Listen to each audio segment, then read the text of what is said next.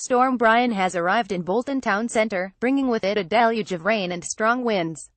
The Met Office has issued a yellow weather warning for wind, urging people to be aware, as gusts of up to 55 miles per hour are expected to batter the region.